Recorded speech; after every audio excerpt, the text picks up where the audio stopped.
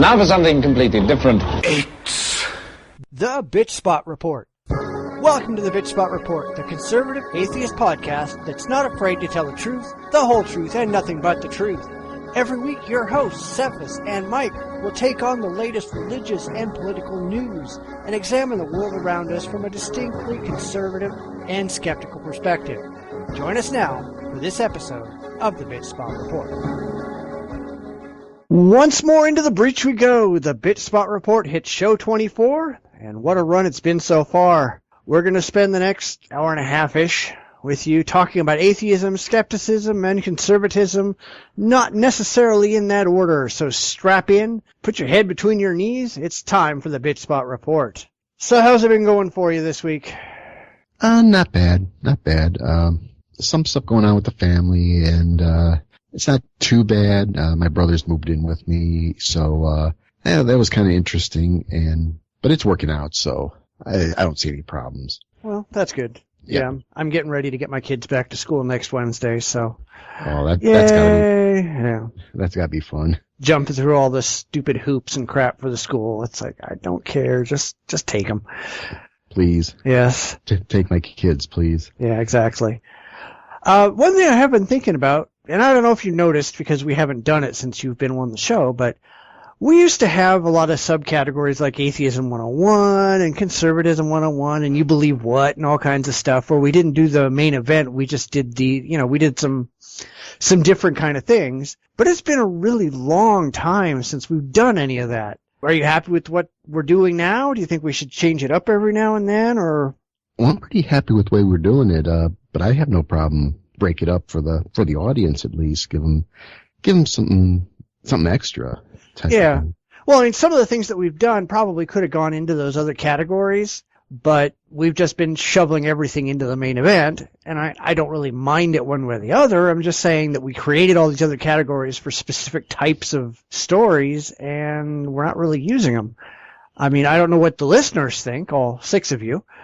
Let me know what you prefer. I don't really care one way or the other. I can put in one intro just as well as the other. Is there anything that you want to hear, don't want to hear, prefer to hear, don't care about? I don't know. Yeah, we'll talk about anything. Apparently we have on occasion. Oh yeah, we just wander around, yeah. Yeah, so I'm happy with whatever. If there's a particular topic, there's some ongoing event or something like that, I'm open for just about anything, Yeah, I mean, anytime, I still want to get back to doing like educational segments and things like that where we just, we talk about something in the Bible that we just read, or we talk about something in the Quran, or, we talk about just stupid things that the religious believe or whatever that don't just come from news stories. But, like I said, I'm flexible, and I guess we do what we do until somebody tells us to do something else. Yeah. I mean, I'm more than happy if you want to send feedback to, sorry, I don't know what the feedback. I know if you want me to do something, I mean, feedback at mikebowler.com, or you can send feedback here to the show. And, I think we'd both be happy to do stuff, Oh, absolutely. Anything extra. Yeah, I mean, you can either comment on the episode, or you can send email to report@jdragononline.com, or whatever. We're flexible. You can go to Facebook, you can go to Google+, you can tweet us, you can do just about anything. Yeah, I'm JD Ripper 1962 on Twitter. I'm Mike Bowler on G+ and Facebook. If you follow me through my podcast, you can get to me through that. Though I've got a G+ page and a Facebook page, and I try to keep tabs on all that. So there's plenty of ways to get in touch with us. So and don't be afraid. Don't be afraid to get in touch with us. Tell us we're idiots. Tell us we're right on. Tell us, hey, fix this. Tell us to go to hell. I'm good with anything. Yeah, telling us to go to hell, not so useful because there's no such thing. But hey, someone believes it. Yeah. Yeah. Well, yeah, but we're the ones sitting here laughing at the people who believe it. So. Right. That's our job, our purpose in life. Yeah, that's what we don't get paid for. Right. All right, well, let's go ahead and just do the news. And now the news. In what will turn out to be our The Catholic Church Fails Once More segment for the week, and we seem to have those a lot, you notice. Catholics have been helping, been wonderful. It gives us plenty of material. Absolutely. The Pope's visit to Brazil last week produced a record turnout, at least according to the Vatican. Independent researchers tell quite a different story, though. According to the Vatican, the Sunday Mass was attended by 3.7 million people, which would make it the second largest Mass in history. But the research director at Datafolha, one of Brazil's top polling and statistic firms, says that's based on a grossly overinflated estimate. Figuring the area available and a reasonable population density, this places the real attendance at about 1.3 million, less than half of the Vatican's claims.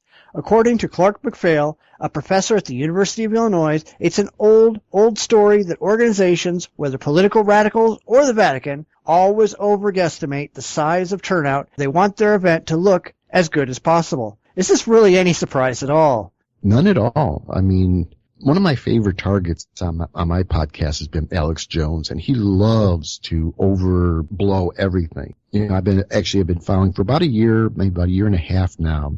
He's made the claim that every week the TSA has been caught in a pedophilia ring or raping somebody. And over the past year and a half, there was actually just one story where it was a child molester. To overemphasize the importance or whatever, or try to make it sound like, this is a big thing. But it's all PR, trying to fill those pews type of thing. Right. Yeah, they're claiming the pews are filled when they're really not. Right. And this goes back to the Vatican and the mayor of Rio are both trying to claim that there was tons and tons and tons of people there, because Rio is going to be hosting the 2014 World Cup and then the 2016 Olympics. And they couldn't even handle this many people. And so now they're trying to go, oh, no, we were actually handling a lot more people than otherwise reported to make themselves look better. But in reality, their infrastructure just isn't built for this kind of thing. Yeah.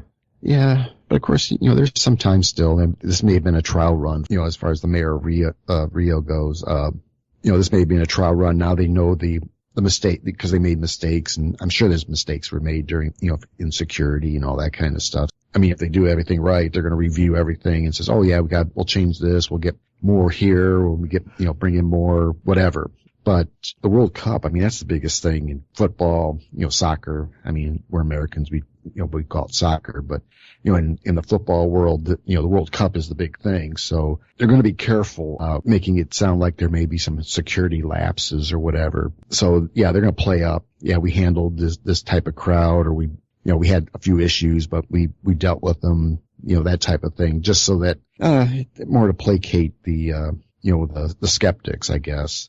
But in the church's case, it's like, to make it sound like, yeah, we're still the big thing. We're still relevant, type of talk. Yeah, but if you look at the entire trip, it wasn't just that Sunday Mass. It's every event the Pope went to. They've at least doubled all of the numbers. I mean, that's what they're going to do. I mean, they want to make it sound like, hey, we're still relevant. We still got followers. We're still a real entity. Of course, even getting half that number would sound still pretty good. And, I don't know why you would have to bump those numbers up. There's somebody just not thinking, I guess.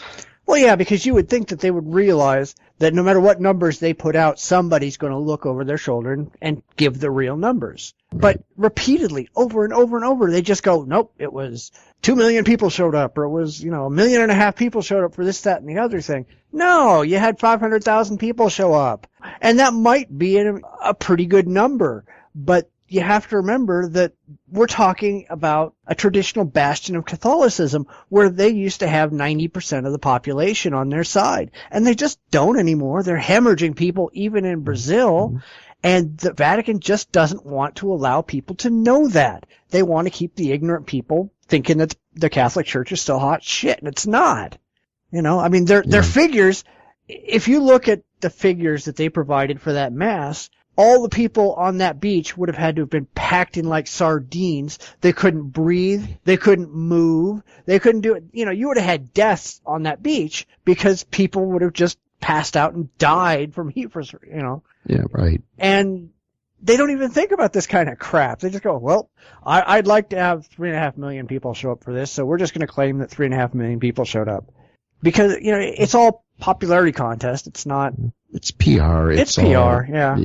Just, try to stay relevant, try to sell, hey, we're still a game in town, come and check us out, kick the tires, it's advertising, it's like, and again, even with a smaller number, it shouldn't be a big deal, but apparently it is. And the church, it's hard to say if, again, you're talking about people in charge and they're saying, well, yeah, we'll take a guess. And I don't see how you can get a count, like the Million Man March.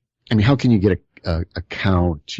You almost have to estimate, whatever the square footage of the area and all that kind of, and figure, whatever. And coming up with a number, if you're trying to be conservative or you're going to be, liberal in your spacing, whatever it is. And, you're going to come up with a number and you say, hey, that's good enough. We got quite a few people to see them. And at least from the church standpoint, you're going to say, hey, we got 2 million, we got 3 million, we got whatever. And someone comes along and says it's physically impossible. You have to stack people 2 or 3 tall to fit in that area. It's like no one really thinks about, someone actually calls them out on their numbers. Yeah, but this happens all the time. Oh, yeah.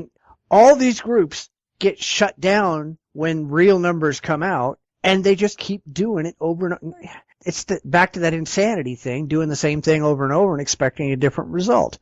They know somebody's going to come behind them and say, nope, your figures are bullshit, and here's what really happened. And they just keep doing it. Why don't they just go, okay, we know our figures are bullshit, let's just claim the real numbers and not look like fools later. Again, I think we're dealing, it could also be human nature. We don't like to be wrong. Then they should stop being wrong.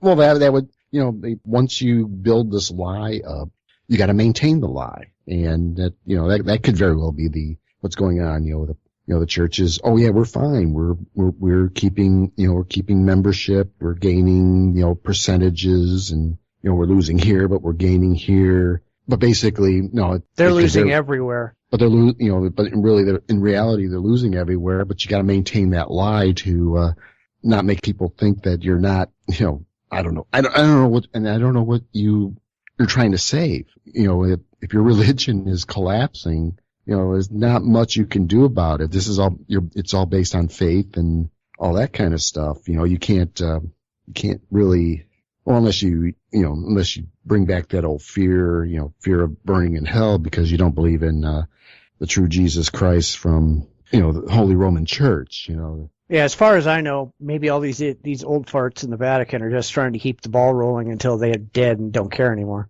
Pretty much. Keep the money rolling in until we have no more ability to spend it, and then who cares?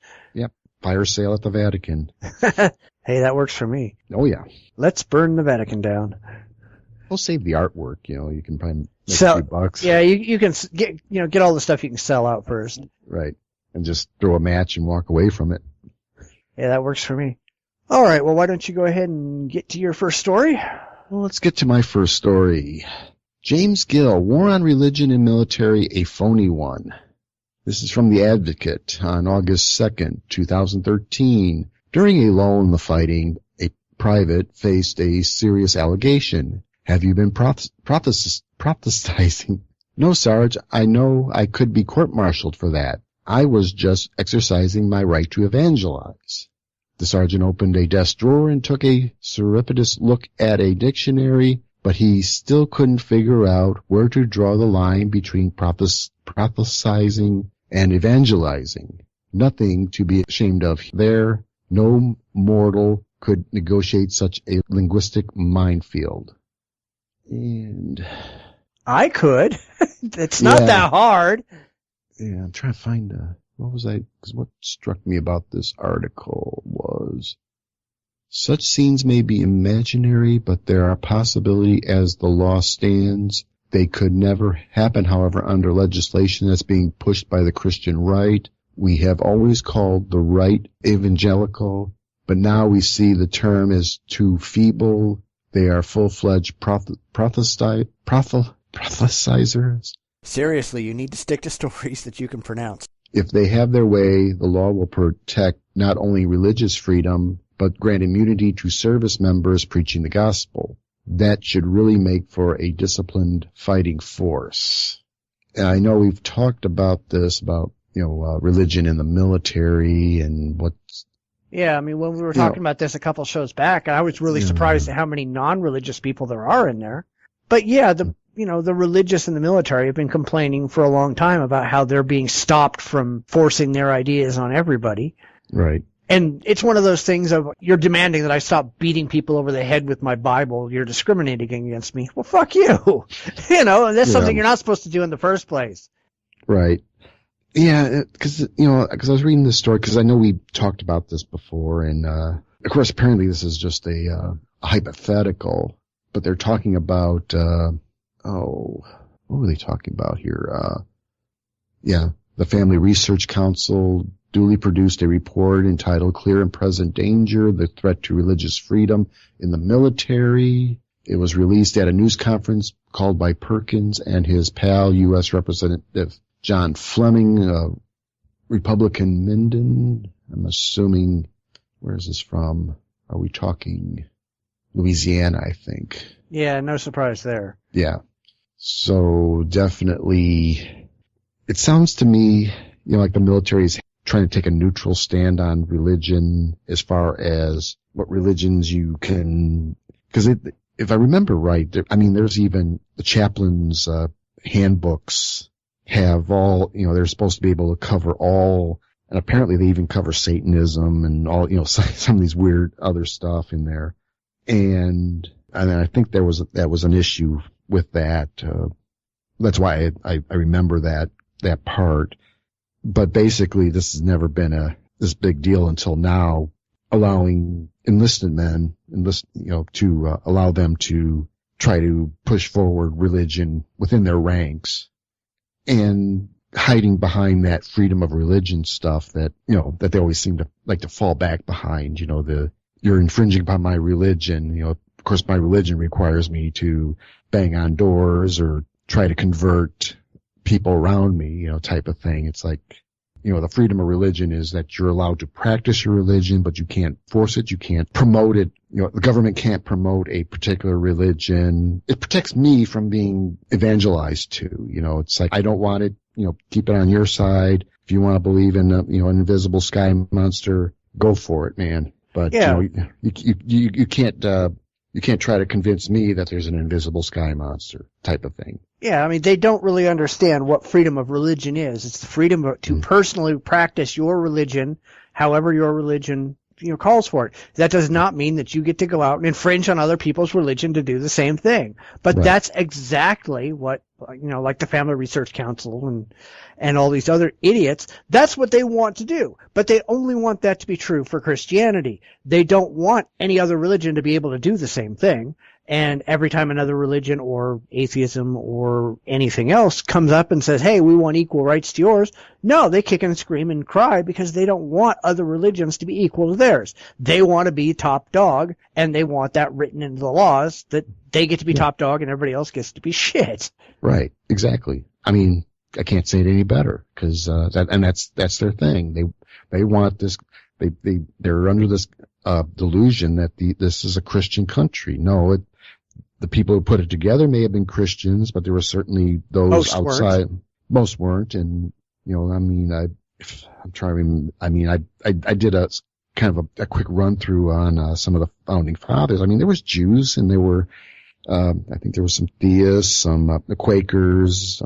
Kind of pseudo Christian, but they're not exactly like the Protestant, which were more prevalent. Most of Maryland was founded on the Catholic faith, that type of thing. So there was this mix. So it really wasn't founded. It was founded by people who had religious convictions. Some were Christians, some weren't. But the idea it was to protect those. It was really they were trying to prevent a kind of a Church of England situation where exactly, because the Church of England had so much control. They had their own set of laws, and you can go to jail for breaking a church law. And that was not only was that, that's how double jeopardy became very important, because, you know, if the church couldn't get you, then the crown can get you, or the Navy could get you, all on the same crime. I mean, there were people who had been tried 3 times because of, you know, they broke a church law, or, I mean, the church law was basically the same as crown law or common law. And then there was the same laws for the maritime Navy, which created that there was the double jeopardy thing. That's why you can't be tried twice for the same crime. And the church itself, the church had so much pull within everything that they wanted that separated out. You know, it's the people who are going to decide what's going on. It can't be a king or a church to decide stuff for us. Right. You know, that's at least my opinion on it. So. Yeah. Well, I mean, the military has always, you know, been heavily religious, but they've always said that, you know, the job of being in the military is not to preach to other people. That's not your job. If you want that to be your job, get out of the military, go join a church. Right. You know, but it's really funny that all the evangelical and fundamentalist groups, they're desperate to bolster their ranks. They need more people because those are the people who are losing the most. You know, the Southern Baptists lost 100,000 members last year, and they're probably going to lose another 100,000 this year. They have to go everywhere they can and try to talk people into joining their religion so that the money keeps flowing in and the pews are full and the churches keep growing. Yeah. That's all this is about. This is about religious power. Yeah. Oh, definitely. And, you know, and if you can get laws passed to, that would favor that particular religion, you know, there'd be no stopping it. I mean, everyone forced into, paying into a church that you don't believe in, I'm talking slippery slope here, but, you know, it can go in all sorts of, really bad directions, and it's totally contrary to the Constitution of the United States. Oh, come on. They don't care about that. True. But, nobody cares about the Constitution anymore. Come on, you got the crazy religious people who want everything to favor them. Then you got the crazy liberals who want to try everybody with double jeopardy. If you can't get them in a criminal court, fuck them and get them in a civil court. Nobody cares about the Constitution. You might be right. I do care, but apparently these guys don't. I mean, they pretend like they do, but... Well, they never did. You know, they don't... Seriously, these people could care less about the laws of the United States. As far as they're concerned, God's law is the supreme law, and anything that gets in the way of it, they just get to ignore. That's how they operate. Well, pretty much, yeah. I mean, I don't disagree with that. It's just, you know, it's this, I don't know. And I don't know where they get it. That's the problem. I don't know where they're getting it from. I mean, it's always been, you know, there's always been that separation. The Constitution guarantees them their right to have their religion, and it guarantees the fact that they can't force that religion on anyone else. They don't seem to understand that. You know, if it wasn't for that amendment, they may not even have the religion that they have. I mean, that's what guarantees them to be able to be assholes and preaching their crap, because it could very well have been a totally different church that would have been established here in the United States. And then they'd be crying foul because their rights were being, impinged on. You know, it's like, come on. Yeah, but they cry anyway. No matter what happens. You know, they have the rights to their religion. Great. Then they cry that everybody else has rights to other religions that aren't theirs. Yeah, and that's the hypocrisy in the whole thing. They believe that, you know, Christ is the true savior, that, you know, Jesus is God, all that kind of crap, and they seem to expect everyone else to follow that. And no, we don't. I mean, I don't, you don't, rabbi down the street don't, the Buddhists over here don't. Nobody in the right mind should, but that's something else. Right. Since we're guaranteeing their right to be to hold their religion, you know, you can, you know, I'm fine with letting, because, you know, as long as they stay in their little corner and they cry and whine and, you know, they hang their, Ray Comforts and, was that Ham guy? Ken Ham? Ken Ham out, you know, those assholes who have no clue to reality, you know, and they hold them up as being spokesmen. Their religion needs to die away, but you can't, you know, you can't just try to get legislation to protect that. It's unfair. Again, against the Constitution. I mean, these guys claim to have read it, but apparently not, because that's the way they're talking. Yeah, it's ridiculous. It's inane. Yeah. And it's just going to be the same story. And as long as they keep doing that, and keep making themselves sound stupid, hey, more power to them. Yeah. It's just one more nail in their own coffins. Yeah, I mean, the funny thing is when you really look at it, they're really acting no differently than the Muslims who are out there trying to force Sharia law on everybody. Right. The Muslims want their religion and only their religion. So do these people. But as soon as the Muslims show up, these are the same people just screaming, going, "Wah, it's so unfair. Wah, they shouldn't be able to do that. Wah." But you're doing the same thing, you idiot. Yep. Again, it could be just, that they believe that their religion is right and everyone else is wrong, and trying to hammer that through their thick skulls. I don't think, it's not going to happen. But it's, it's like I said, they don't understand the basic constitutional right. They're exercising it, and they have access to it. They're benefited from it.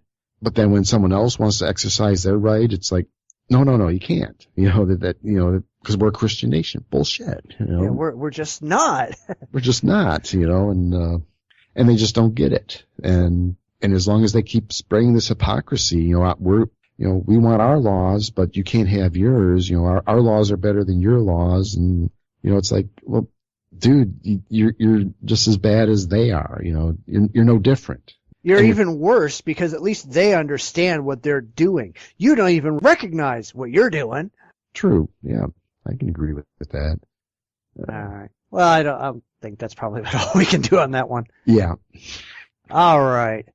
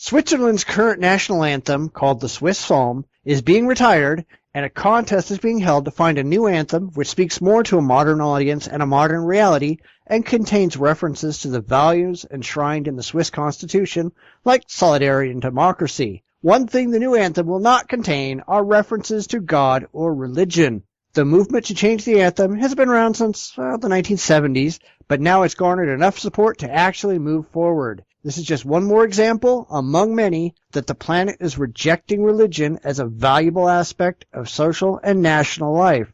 So what do you think? Good for Switzerland. Yeah. Definitely. I don't know much about Switzerland. It's, it's a little small country in middle of Europe. I don't know what their core values are, but actually recognizing that God is not relevant to the running of their country, and getting rid of their old anthems here. I mean, I don't know if that's how relevant that is, but it's certainly, from a national standpoint, yeah, it's kind of good to, where you can have a national anthem, a flag, all that kind of stuff, something to recognize them as Swiss. So eliminating God I think is a very, it's positive, it's good, it's recognizing change. Europe has changed. God is becoming less and less relevant in day-to-day life, and good for them. Yeah, I mean, we've talked about like Finland doing the same kind of thing. A couple of years ago, Austria did the same kind of thing where they threw out traditional religious ideas and, started writing modern values into their songs and ceremonies. So I'm not sure that this is something that should surprise anybody. Switzerland has actually updated their constitution regularly, and every time they update it, it becomes more and more secular.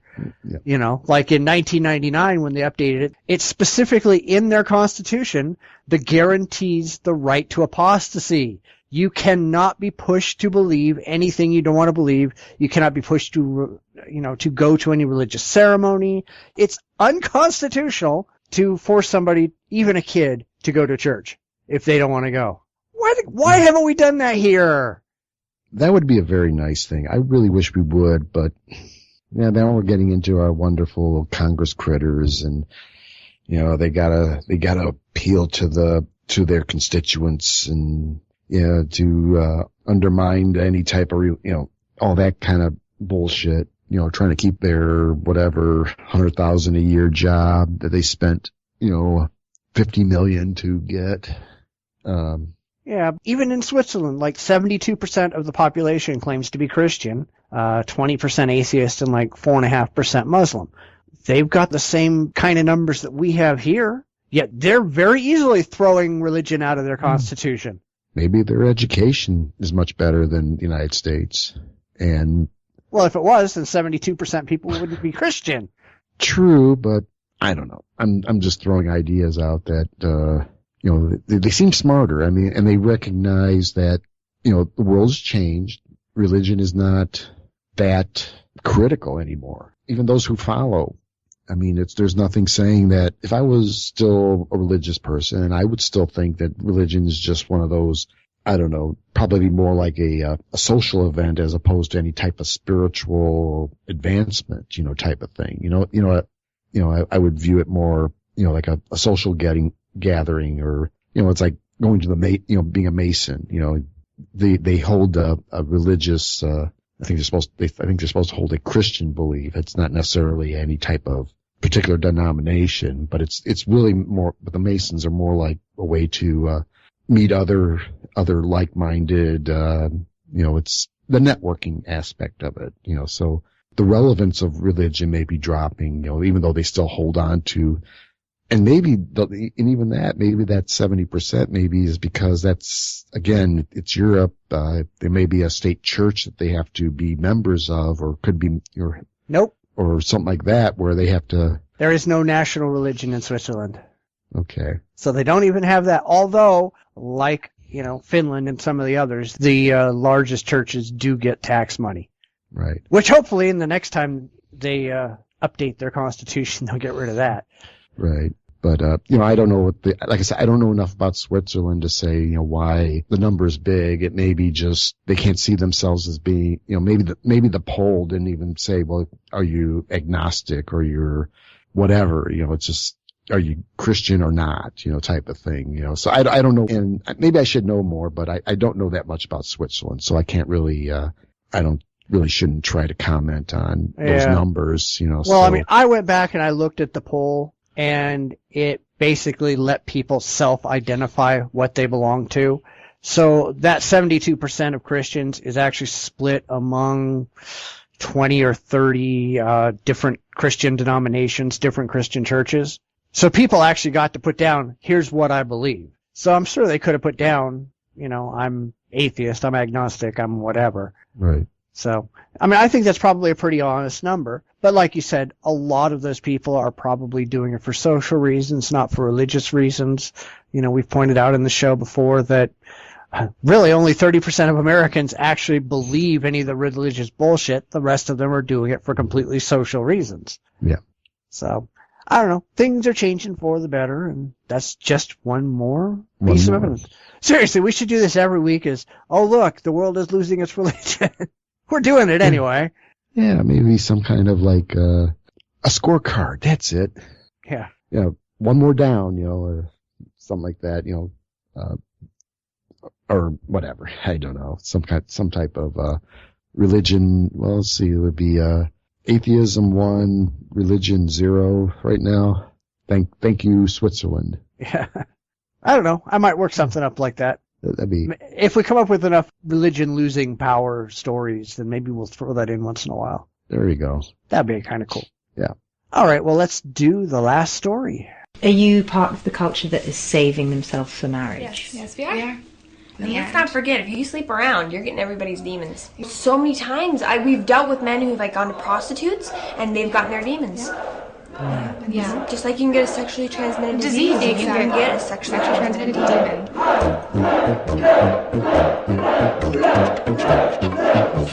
A very warm welcome to Teenage Exorcist.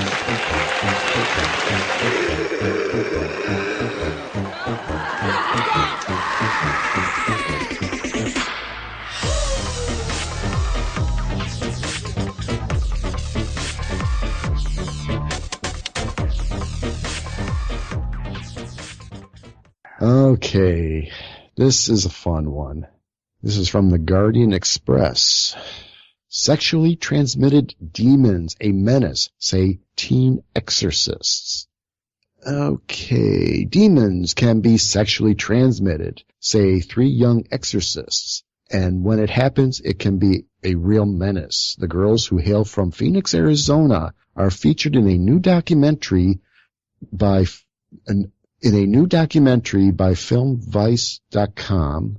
They travel all over the world, meeting with people who have been afflicted with what they say are sexually transmitted demons and commanding those demons to leave the person alone. The ringleader, Bryn Larson, was raised by televangelist Bob Larson, who claims he has recently cured a man of a homosexual curse and the demon inside him. The elder Larson believes that about 50% of the entire world's population is possessed by demons.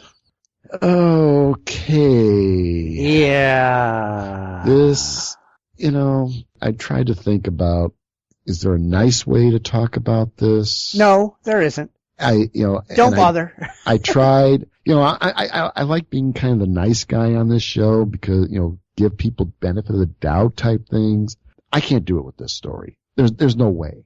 I mean, there's so many wonderful levels of stupidity here that just, it's why, you can't say anything good about this. This is you got these girls who are, and they're running around the world. And that's even worse. Not only are they, I'm sure this has something to do with, that abstinence, sex education, abstinence only Christian bullshit that's been hammered on, or being forced on our teenagers. Then you pour on top of that, demon possession and, and they're going in the Ukraine and they're seeking out, prostitutes and, drug users who are, these are people who they've got problems. They have massive problems. And they're coming in and, exercising a demon that doesn't exist. These are, they're preying upon the most vulnerable people. And I don't know what's happening. I always get this really bad feeling about things that are happening in Russia and, Ukraine. I guess that's where these girls are. They're in Ukraine. They're heading to Russia now, or at least according to the story. And these are people who, they're struggling. I mean, it sounds like, they're still struggling trying to get out from under the old communist, regime. I guess it's coming around, I guess, but it's still, you've got, it's kind of a Wild West, I would say, it's type of attitudes there. Law is kind of, sketchy at best. And so, yeah, you're going to have rampant drug use, prostitution, all the sorts of bad things. And these girls are going in there and then, preying over these people and, basically taking advantage of these people who really actually need help, but they don't need help from, a bunch of imaginary, to get rid of imaginary, demons that causing them their problems. This is just so ignorant. It's ignorant on so many different levels. And these girls are like, oh yeah.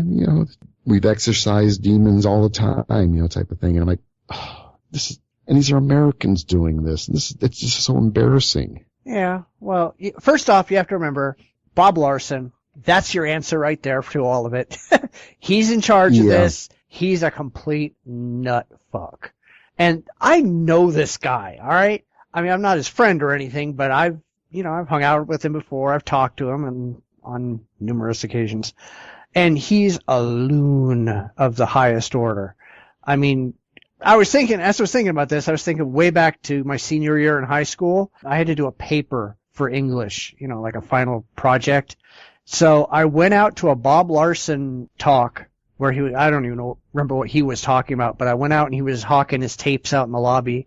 And so I bought a tape set for The Evils of Rock Music. This is after I had kind of started to reject religion anyway. So I really didn't buy into any of this crap. But I sat down and I paraphrased his entire tape in order. I wrote a 40-page paper, included a cassette tape of evil music that came right out of my own personal music collection, and turned it in, and I got the equivalent of 4 A's on this thing. It's like, nice. I didn't even do the work! You know, I took all of his talking points, I put it in my words, but it was just like, all this stuff is just so ridiculous and absurd. And hey, the people at my religious high school, they swallow it right up, you nice. Know. So if that tells you anything. Wow. But, well, you should have done this story. Yeah, no, he is a complete and total loon. He buys into all of this crap. I mean, if you ever watch interviews or news stories about him when he sits and talks, you know, you just sit there and go, this guy needs a straitjacket. This guy needs help. Wow. Yeah. Definitely, because, I mean, the poor kid, I kind of got the impression that's what he's done. He's got his daughter to be this, you know, to do the crazy stuff for him now, I guess. Oh, he's got enough crazy stuff to go around. Yeah. You know, I mean, the funny thing is, I'm thinking about this going, all right, they're going to talk to prostitutes. What are they telling them? Are they saying, hello, prostitute, we have to inform you, you have a demon in your vagina. What? I mean, how well is this going to go over? It can't go good. I mean, like I read this thing and it's like, apparently, down in the article that, here. Luckily though, it seems that the demons, according to the younger Larson, can't just go into anybody they want to. They have to have a legal right. That's okay. Okay. What the law office of Satan type of thing. But don't relax just yet, because if you sin, if you start doing drugs, then you will have stepped out of the umbrella of God's protection and are vulnerable to catching a demon. Like it's catching a demon, like you catch a cold. And if you're abused sexually and otherwise, you can't help it, says Larson, because the feeling that it brings, because of the hate and hurt and the shame, Satan can attack you. So it's, you know, it's like, okay, you know, you stray, you can catch a demon. Yeah, well, my thing is... And then if someone abuses you and you hate that person, then you can get, you know, the demon. I'm like, you're blaming the victim, you know, there's that disconnect, or that it just doesn't, it was just so insane when I read that part, you know, the legal finding a legal department in hell, what is it? You can get an injunction to keep the, you know, Satan out or the demon away. Then it's like, you know, no matter what you do, you're going to catch a demon, you know, so it's, you know, it's like, oh, come on, you know, it's like this denial, you know, in blaming the victim type stuff, you know, it's your fault that you have the demon because you do drugs, or it's your fault because your father raped you, you know, type of thing. You know, it's like you can't win, and they're here, and then here they are to save the day. Yeah, but you got to remember, if they're saying that you can get demons by being physically or sexually abused, then does that mean that all those Catholic priests are guilty of implanting demons? According to them, yeah. Yeah, but you got to remember, Larson thinks that half the planet is infested with demons. Seriously! Half the people on the planet are invested with demons. Well, then he better get out there and start exercising things. Oh, yeah, and he does that too, by the way. He's an exorcist. She had no idea what I did. I gotta admit, pretty clever, Timothy. Not many people would know. She's not yours anymore. See, I release her. No. I command you to. No. I command you. No. Christ commands you. No. What you did was spiritually illegal. You have no right to do it. You cannot do it. Say, I release her. I refuse. Say, I release her. I refuse. If you refuse, I will turn back on you the torment of the demons you brought with me, with her, to torment her. Do what you will. All right. Like I said, he's just a complete Looney Tune wingnut idiot. Yeah, I'm. Oh man. I mean, yeah, and like I said, and I mean, just the story. I didn't even know the guy. I'd never heard of the guy until now. And it's like this thing was the whole thing was just so inane. It was like, I mean, you got the guy, he's got his daughter now so brainwashed to think that demons exist. I mean,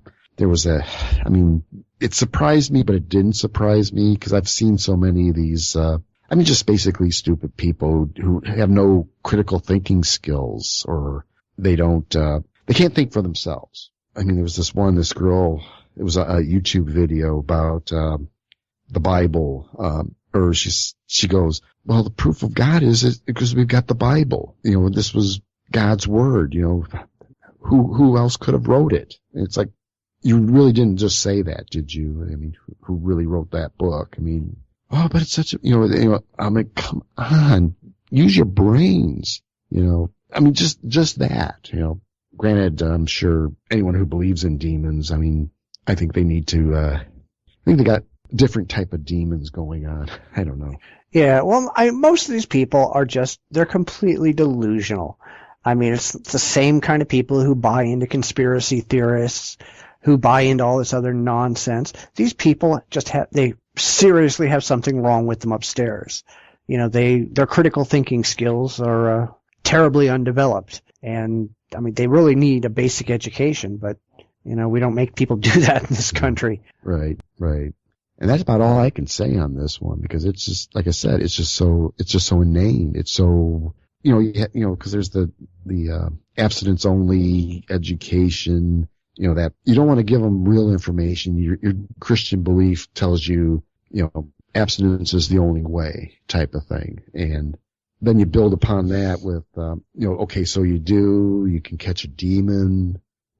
It's like, I mean, this girl has a totally unrealistic view of the world. I mean, it's total fantasy. It's a fantasy world that they're living in. Yeah.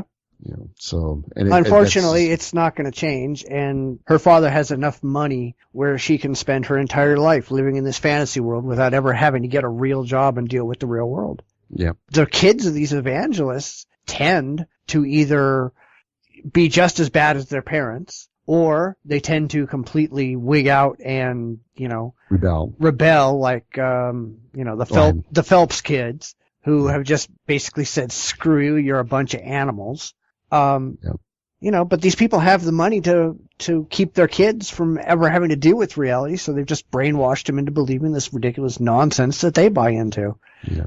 And it's pretty sad. That's got to be child abuse on some level. I mean, I don't know, but I don't know. I don't know if it's going to be child abuse. You're not producing a worthwhile child. Right. You're producing somebody who's mentally misaligned. Right. At best. Right. And these people, usually when these people, like I said, they're either stuck in that lifestyle for their entire lives, or they freak out and, once they find the truth, they freak out and they go completely the opposite direction, usually become very hardline atheist, very vocal, anti-religious kind of person. Right. I'd like to reach more of these evangelical kids and and reveal the truth to them, because we could always use more people on our side who have seen the inside. Right. What's that one podcast? Irreligious? Yeah. The Mormon ex-Mormons. I believe they were ex-Mormons. Yeah. And it's kind of nice to, when they start talking about their deconversions and stuff like that, and what they experience in the Mormon Church, and because really, in a way, I mean, I know the Catholic side, or somewhat. I wasn't really a heavy practicing Catholic, but that was kind of a nice thing. I had parents that wanted us to make our own decisions on spiritual things, so I strayed away. Some of my brothers stayed with it, type of thing. But even then, I don't think they're that hardcore about it. But I never bought into, the demons, except when I was playing D&D, and that was, where you could pretend demons. Yeah, that was another thing that Bob Larson was heavily into, was the anti-D&D thing. Actually, that's the talk I went to go see him on. When I went to go see him, he was doing his anti-D&D thing. And the reason that I went to see him, was because I thought that would be an interesting talk. And then I bought the tapes as an afterthought, going, I could use these. I wish I still had those tapes. Actually, I still might. I'd have to look and see. I might have that someplace. That would be interesting. Yeah. Well, I think that's about enough of that. And now for... This is the main event! In past weeks, we've talked about education in America, and one thing that keeps coming up are the liberal claims of racism and sexism as the primary source for the failure of minorities and women in America. While certainly in the past that may have been the case, today, not so much. But if every little ethnic group doesn't have statistical equality with the evil white man right out of the chute, suddenly it's institutional racism. Nothing could be further from the truth. We thought we'd spend a couple minutes talking on a very basic level about racism in America and where liberals get it dead wrong. So what do you have to say about racism in America? Where can I start? Now, I've been kind of trying to research for my other podcasts. I'm trying to figure out some of these origins of what racism really is. I mean, that's the big thing, is what is it for real?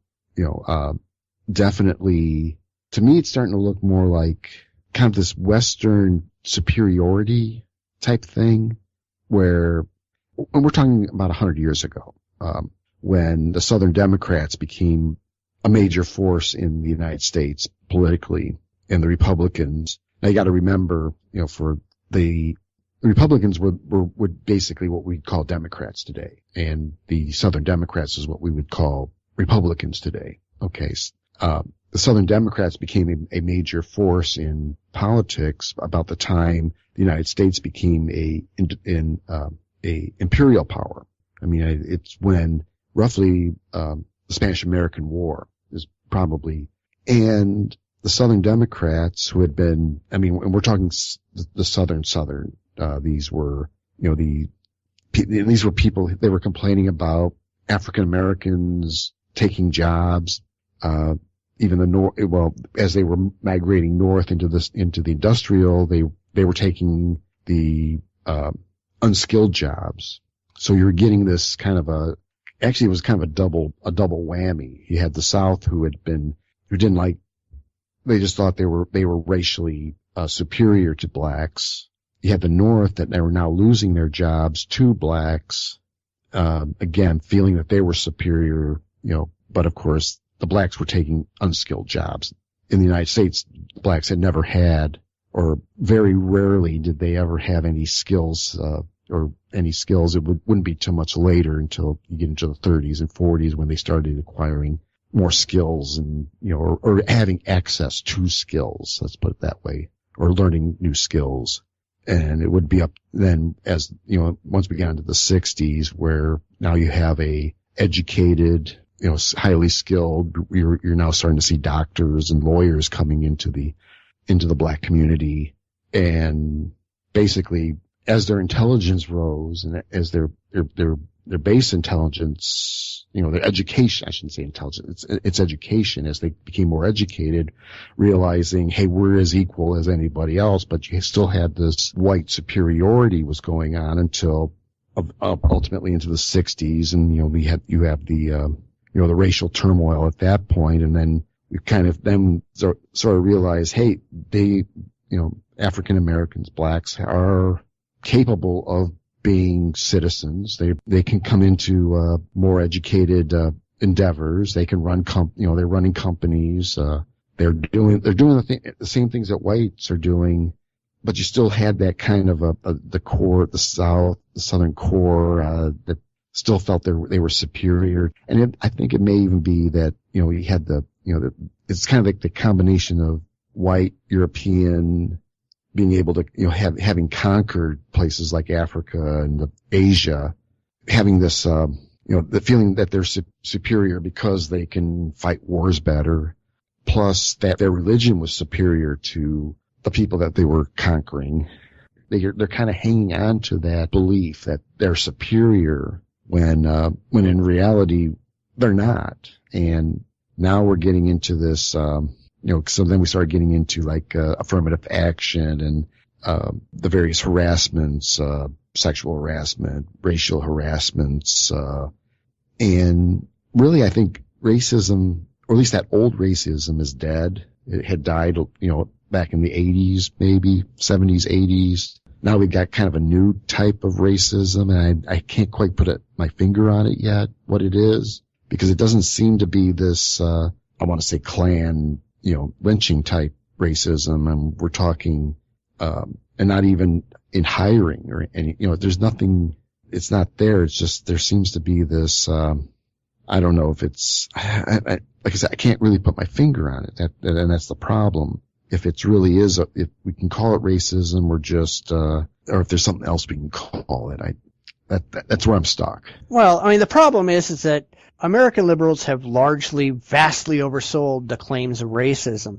They claim that it's out there, but they can't really point to any of it. What they really have is their perception of racism. They see racism in everyking because they see race in everything. Right. Well, they hang on. I think it's kind of a hang on to there's a kind of a human attitude where if it happened in the past, it's happening now type of attitude. I think that's part of the deal, that they want to say, well, we were like this 10 years ago or 20 years ago, so it has to be still going on. I think there's that attitude going on, or that attitude, and they want to say, yeah, it's still here, so they can make it sound like, hey, we're trying to end racism type of thing. And it is still, it's still around. On a very small scale, there are still racist individuals. There will always be racist individuals. There are still sexist individuals. There will always be sexist individuals. But the problem is they pick and choose what they want to call racism. They are not interested in most instances of demonstrable racism. They only want to see white on black racism, but they don't want to see black on white racism or black on Hispanic racism, which are vastly more common. It's like violence, the whole Zimmerman thing. The only reason they gave shit one about the Zimmerman case is because it was a ostensibly white guy who wasn't really a white guy killing a black guy. They entirely ignore black on black violence, which is 90% of the violence out there. It's a political ploy. It's not, there's nothing out there there's no institutional racism out there. There is, there are a couple of stupid individuals, and they only pay attention to anybody with white skin. And they ignore anybody with black skin who does the exact same thing. And then, they're doing it for political power. The Democratic Party has traded claims of racism for votes for decades. That's their part and parcel. That's where they get their votes. Oh no, it's racism, so we want all the blacks and all the Hispanics to vote for us. Oh no, it's sexism, so we get all the women to vote for us. That's how they get their votes. It's a political tool. There's nothing out there that's demonstrably racist. True. I have to agree.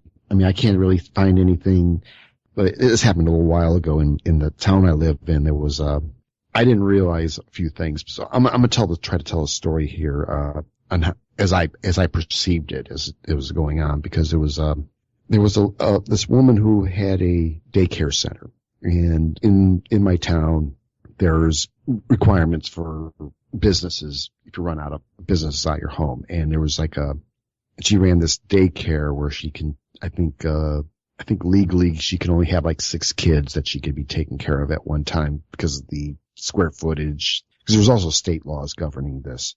Well, she was moving she had gotten married and they were going to move to a new house. So she wanted to open up or reopen the daycare center there, or the home daycare. but she also wanted to double her, the number of kids she can take in. And she had actually had the house set up they had plenty of space inside. There was some questions about if they had enough parking. In this town, you're required for so many customers, you need so many parking spaces and stuff like that. And she was kind of like right on the borderline on that one. But there was like two problems, was that she never had a business license or a permit to operate a daycare center at her old residence.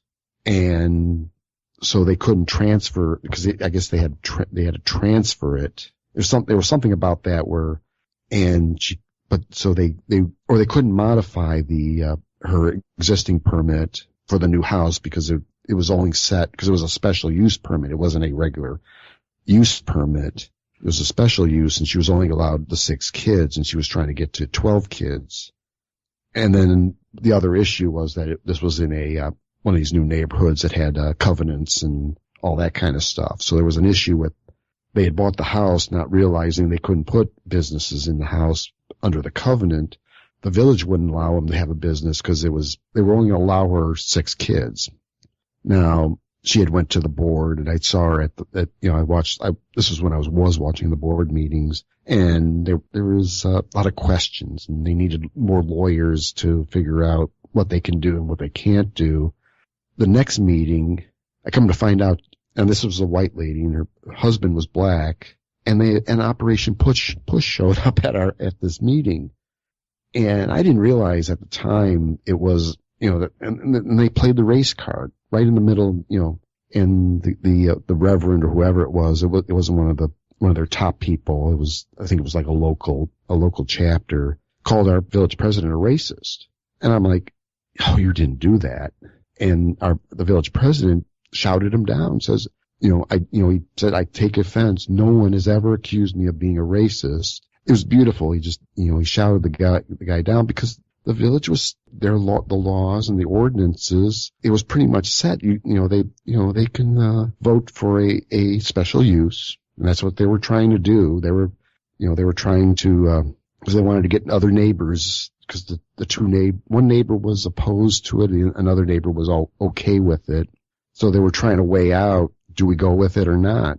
Plus, the fact of the matter is, whatever the village did, that's half their problem. They still had to deal with the builder and the covenant for that thing. But it was like, it went from, a real simple trying to get a business started into, accusing someone of being a racist who wasn't. He was just trying to follow the law. It's like this automatic jump to, well, if you are against a black person, or you didn't hire this black person, it makes you a racist. No, if the guy wasn't qualified for the job, I won't hire him, type of thing. And, that's not being racist. That's being business smart, Yeah, that's exactly it. And people just don't get it. It's like when you have Jesse Jackson and Jesse Jackson Jr. in your backyard practically, and watching him do his thing, it's like, he's just there was when there was, I forget what some of these companies, and it turned into like basically an extortion job. It's like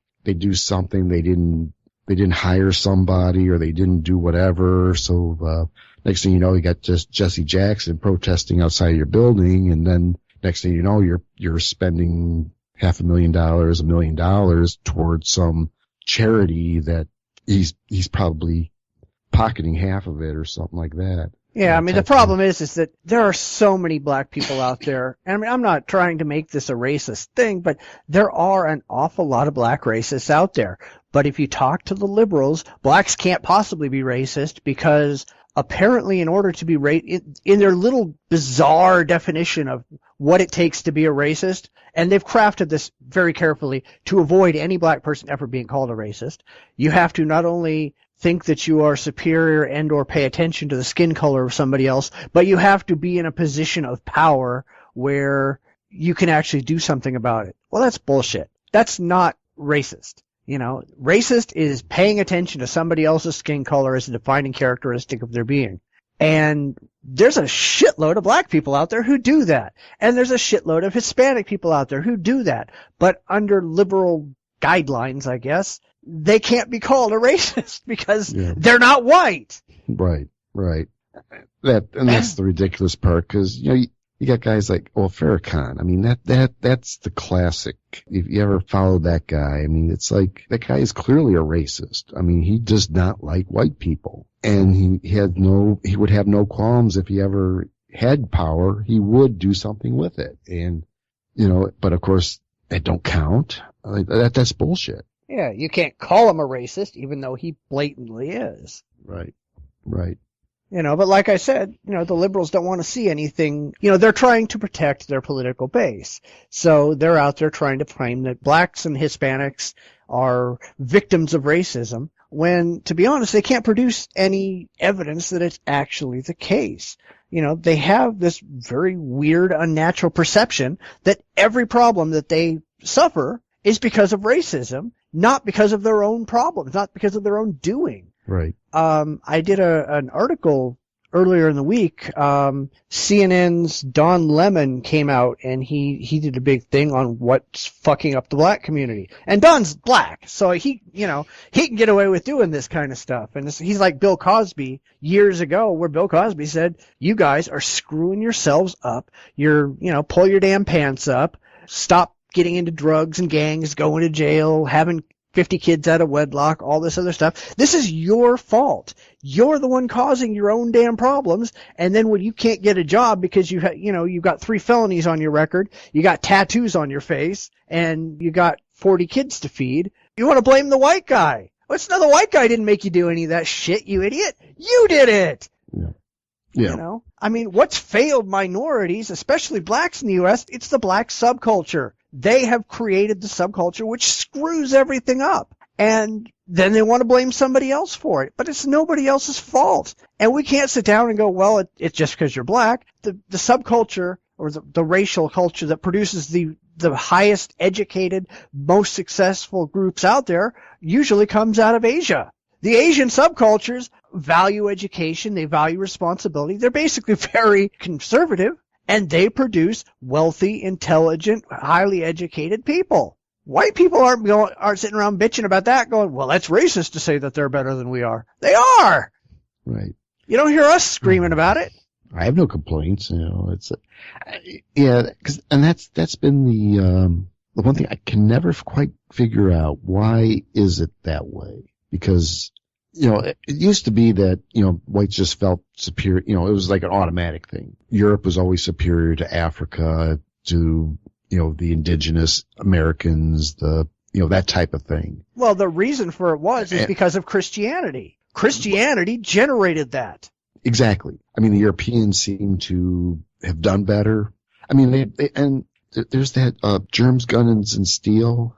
It was on, National Geographic. It was kind of a neat little how some cultures, because of, where they were, where they originated, they had the opportunities to, and it had to do with like, food gathering in places like, he compared like Papua New Guinea to, the Fertile Crescent in Asia, where the people there they had to struggle every day to feed themselves. Whereas, in the Fertile Crescent, there was, this vast area. They had, they were able to domesticate wheat.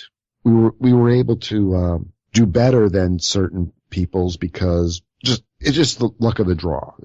We just happened to be in the right place at the right time. So then by being able to domesticate plants, domesticate animals, we were able to create tools. We were able to do that instead of struggling to feed ourselves. That seems to be kind of the general premise of that show, where we were able to, be able to transport our food and store our food versus, and having access to animals that were easy to domesticate and all that kind of stuff. So by having that luck, then that created things like, it gave people free time to start coming up with things like religion and invent wars and stuff like that. The ability to invent and come up with ideas and all that kind of stuff.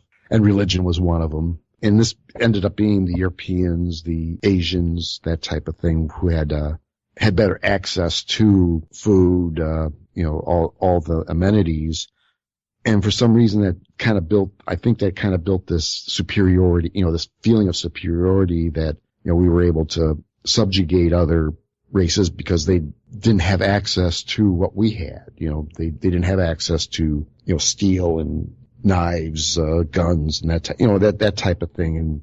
And that kept getting reinforced over the years. But then when I started this, when we started this discussion, that's what I'm thinking. There was this building, and we kept building and building this idea of white superiority over races. But then all of a sudden that changed in the 60s, or began to change in the 60s through the 70s, where civil rights became a major, there was a major push for civil rights. And that, I think really that old racism has died. I think some still do feel that they're superior, but it's not, they're few and far between. It's usually, I think it is within the, some of the southern, religious types, the hardcore, religion, which keeps it perpetuating that aspect.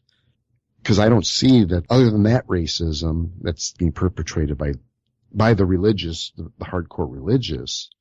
Outside of that, North Carolina, there's a lot of hidden racism down there.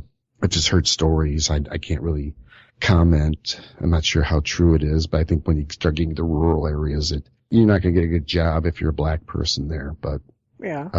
But when, but I think as far as in general, I think that old racism is gone. It's dead. It's been gone. It's just now a new kind of racism. But the problem is, I honestly don't see there being any kind of organized, institutionalized, white-on-black racism in the U.S. at all. Yeah, you can point to some religious fucktards who still believe that. But what do you think is going on in these black fundamentalist churches? You think they're not preaching racism towards non-blacks? Of course they are. So, well, yeah. Well, yeah, that's true. I mean, because trying to follow some of these conspiracies. I mean, definitely, you got the Farrakhan's, you've got, some of these, Jeremiah Wright. It's definitely there. It's just, I think it's there. I know about it. I mean, I know it's there. I mean, because, going through the research, there's definitely groups out there. There are black militia groups. There's those, there are black Alex Joneses out there and stuff like that. They're there, and some people do recognize that they're out there, but I just don't know why it has to be this attitude that they can't be racist. That's the thing that bugs me the most, is I can't, unless that's some type of, yeah, it's purely political. It's purely political. But the fact is that there are people out there who recognize that there are problems with the black community. And to be honest, there should not be a fucking black community.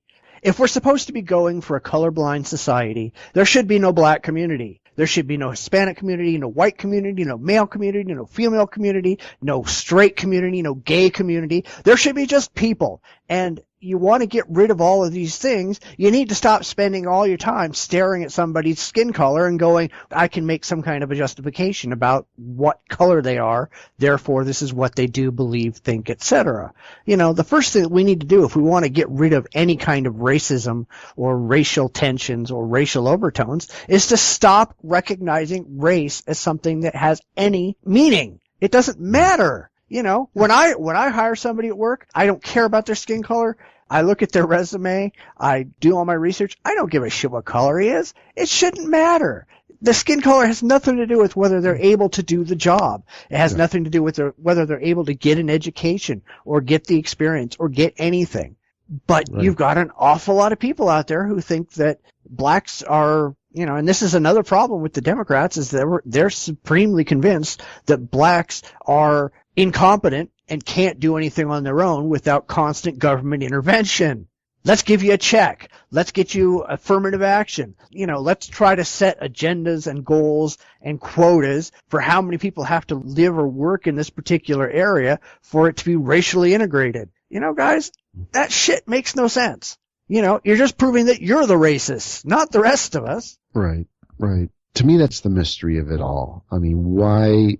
you get the fucktard in Texas who wants to drag black people behind their pickup trucks. That's going to happen. You're going to have, the gay bashing. You're going to have all this stuff. Beyond that, I can't think of any other, the people I work with, I mean, I work with quite a few Indians from India. There's a lot of, where I live, it's like it's kind of heavy, Polish, Central Europeans. To the south, you get kind of this, like a Scotch-Irish types, but they're, at work. I mean, there's some that are like fresh from, they still have their accents and stuff like that. But, most of the people, they talk like me and you, or like they've lived here. I mean, they've lived here all their lives. They're just as American as I am. And, I don't see the difference. I mean, I know that they are from, different parts of the world. And that's the cool thing about where I work. It's like I can go over to little India over here or whatever, and learn a little bit about these places. I mean, these are all professionals. They all have educations. They all know what they're doing. Definitely, there's no, I haven't heard of anybody, being involved with any type of, harassments or, sexual or racial harassments. Yeah, but that kind of stuff doesn't really happen. That's one thing that really pisses me off, though, is can we please be done with this stupid hyphenated American bullshit? Definitely. You are an American or you are not an American. Make a choice. If you're not an American, get the fuck out of the country. You are not an Italian American, an Irish American. You're sure the hell not an African American, which doesn't even make any sense. Because there's, 27 countries in Africa? Pick one. Well, no, because most of these people have never been to Africa. They've lived here their entire lives. Their parents, their grandparents, they've all lived here. Why are you identifying with a country you've never been to, have nothing in common with, and you're just kind of going, well, I'm just going to pick a continent. Right. That's like saying, you don't have people going, I'm a European American, or I'm an Asiatic, continent American. Nobody does that. Guys, you need to stop identifying yourself by your background. You're here. Be here. Be an American. Stop being stupid. Exactly. I mean, whoever came up with that idea, they should have their pensions taken. I don't know. Because there's always been that kind of like we're all a big family. We're a village. We're a community. We're all equal, but then, but when you start putting those tags, the African American or, whatever Irish American, now you're putting tags on you and you're separating yourself. I mean, you're going against what we're trying to, what people are, what these people are saying. Hey, we're all one big, we're America, be Americans, Yeah, well, that's the problem. America doesn't mean anything anymore. We used to be a giant melting pot, and yeah, there were always exceptions. You had Little Italy, you had all these little ethnic communities where people who came from a specific spot in the world kind of hung their hat together, and I don't agree with any of those either. I think that's a dumb idea. I think if you're going to come to America, you need to get rid of your old culture, your old beliefs, your old everything that you used to do, and say, okay, I'm now going to embrace and adopt the language, the beliefs, the culture, the background, the history of the country that I'm now living in. You came here. Nobody in the last 150 years has gone dragging your ass away from another country. Yeah, okay, we did that to the blacks a long, long, long time ago. Okay? Get the fuck over it. It's history. I think the blacks and the Jews are the two biggest groups who have this problem where they're going, okay, something bad happened to us once, therefore we deserve eternal reward because something happened to our ancestors. Life's a bitch, people. Shit happens. Get over it. It didn't happen to you. It didn't happen to your parents. It didn't happen to your grandparents. There's no fucking person that is alive today who was ever a slave in the United States. Time to get the hell over it. Right. Exactly. And realize that, I mean, especially in that case, there were plenty of Americans who put their lives on the line to end that institution. And it's almost like, it's like if you want to spit in the face of these guys, these are guys that they didn't have to. I mean, many of these guys volunteered. I know I'm descended from a couple who had volunteered to fight in the Civil War. I mean, they weren't drafted. They volunteered. They went down to the county seat, signed up, and, fought in the Civil War. Fortunately, they didn't have to fight in the East. They fought in the West. But still, it was all part of ending that institution. And, we all did what we needed to do. There was people who didn't, that were opposed to ending slavery. They did what they were going to do. You can't fault people for doing what they felt was the right thing to do. They may have been misguided, but you know what? Hey, they believed in something. It's over with. People did what they had to do. People died ending it. People tried dying to preserve it. It's over, done. Let's move on and, pull your pants up. Yeah, well, I mean, that's exactly it. And, but the problem is that we're talking about something that happened 150 years ago, 200, 300 years ago, the whole history of, American slavery. They completely ignore all the white people who went and fought for their freedom because they don't want to thank anybody white. And they're still holding a grudge all this time later. But let's turn around, because this is right around the time of the anniversary of Hiroshima and Nagasaki. You don't see an awful lot of Japanese people sitting out there hating the U.S. for dropping some nukes on them. You don't see large swaths of Japanese, especially Japanese who come to live in this country, who spend all their time seething, hating everything that we do because, holy shit, we dropped some nukes on them. What the hell does the blacks think that they get to do that? I don't get that. Shit's happened to everybody, guys. Life is not fair. You had the Japanese internments during the war. Germans were interred. Italians were interred. Oh, God, what else? You didn't want to be Jewish in Germany. You really didn't want to be anything in Russia. If you had a brain, you didn't want to be in Russia. Just around the world, the millions of people who have died the only reason was that they were opposed to the government. It's over. Well, especially like Southeast Asia and that, Cambodia. That was, ugly. That's the only thing I can describe it. It's just, America just turned its back on that region. Probably if we were there for the wrong reasons and then we leave for the wrong reason. Everything was wrong about what we did there. But you gotta learn to get over it. We did what we thought what was right. Yeah, but they don't want to get over it because getting over it means that they don't get their free government handouts and they don't get to sit around going, hey, we want extra special treatment because we suffered once. Like I said, this is all purely political. It's all purely political, and there's a bunch of people out there who they're just buying into this political bullshit because it gets them free crap. It gets them special treatment, it gets them all this stuff. There are black colleges out there right now. If somebody opened a white college, they'd shit a brick. There's affirmative action for black people. If there was affirmative action for white people, if there was a White History Month, if there was any of this crap, they'd crap themselves silly because they don't get their special treatment anymore. Right. And if they're going to sit down and go, White History Month is the rest of the year. Okay, how about if we fix that and integrate blacks and Hispanics and Asians and women and gays and whatever, all these special interest groups, how about if we take all those people and specifically integrate them into the rest of the year curriculum, and then we eliminate your special month? They don't want that. They don't want equality. They want inequality so they get to be treated like they're special. Well, it gives you the perception that they're special. Then the lawmakers can then say, well, since they're special, we got to help them out, or that type. I don't want to say it's just for them, like welfare, all the programs, the affirmative action, but it certainly, I think it stays in place because they're a voting bloc.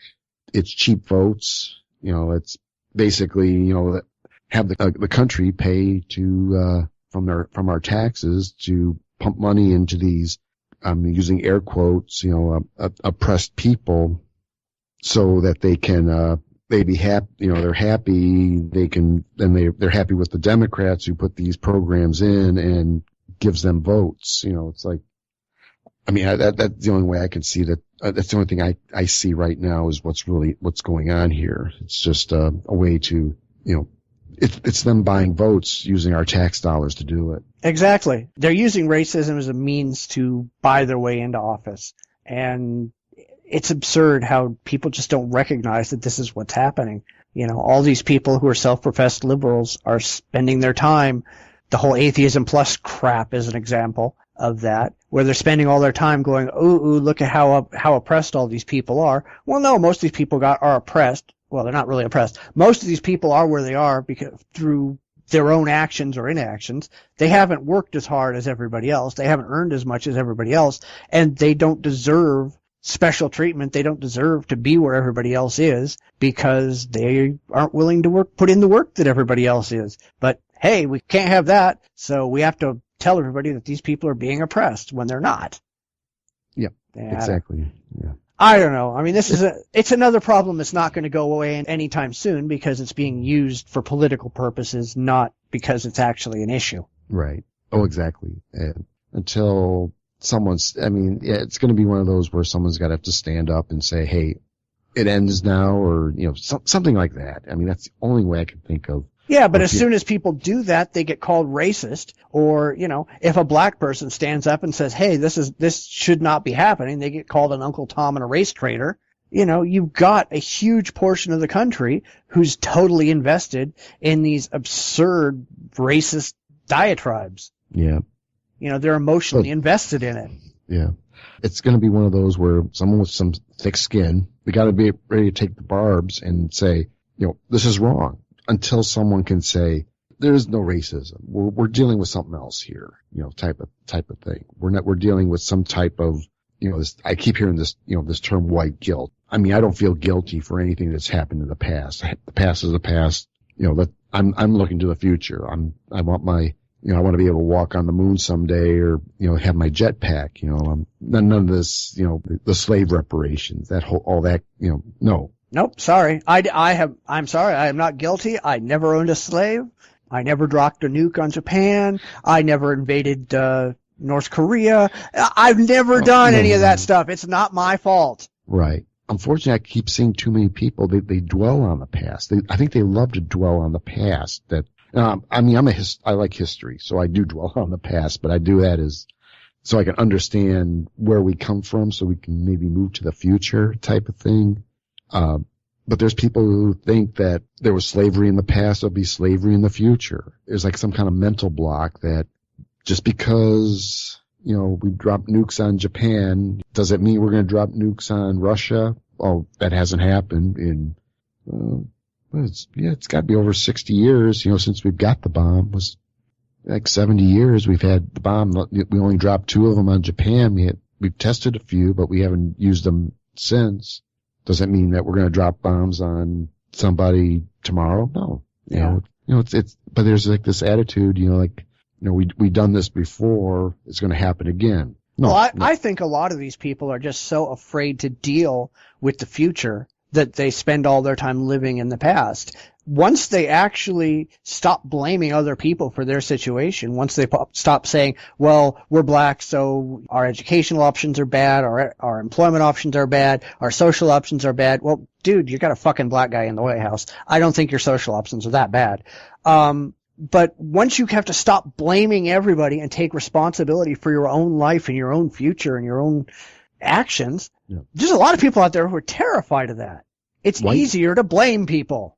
And on both sides. I mean, you've got, white people are just as bad as some of these black people. They're in this, I like to think of it as denial, but it's, there's just this fear of the future, or they don't want to, and I think we've gone over this before, it's just, they can't fathom, a world where they have control. It's like maybe they feel like they're being controlled, or by getting an education. Education is available to everybody. If you really wanted to get a college education, if you want a grade school, high school, college, whatever, you can get it. There's ways of doing it. It may mean you have to scrub dishes. You may have to, buckle down and learn to read.